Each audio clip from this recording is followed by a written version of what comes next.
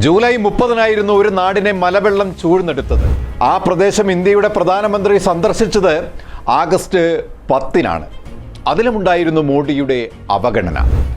അതിനുശേഷം നാടിൻ്റെ നാനാഭാഗത്തു നിന്നും രക്ഷയുടെ നിലവിളികൾ ഉയർന്നെങ്കിലും മോദിയും കേന്ദ്ര സർക്കാരും കേരള ഭരണ പോരായ്മ മുൻനിർത്തി നിഷേധാത്മക നിലപാടുകൾ കൈക്കൊള്ളുകയായിരുന്നു. ഇക്കാര്യത്തിൽ കേരളം കൈക്കൊണ്ട നിലപാടുകളും വളരെ വിചിത്രമായിരുന്നു.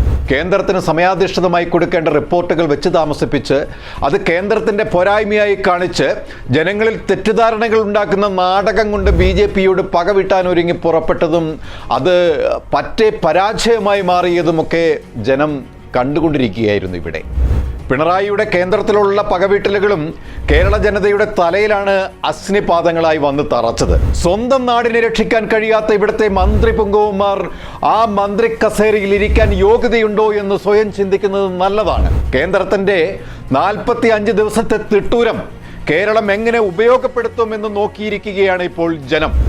BJPയുടെ കേരള വോട്ടിംഗ് ലക്ഷ്യവുമായി കേരളം നിറയാൻ വരുന്ന BJP കേരള ഘടകം നാളെ കേരളത്തിൽ നിരങ്ങുമ്പോൾ, വോട്ടിനായി വൻ റാലികൾ സംഘടിപ്പിച്ച് അതിൽ വോട്ട് യാചിച്ച് മോദി കരയുമ്പോൾ ഇവിടുത്തെ ജനം തീരുമാനിക്കും ഇനി ഇവിടെ താമരയ്ക്ക് വോട്ടിടണമോ എന്ന്.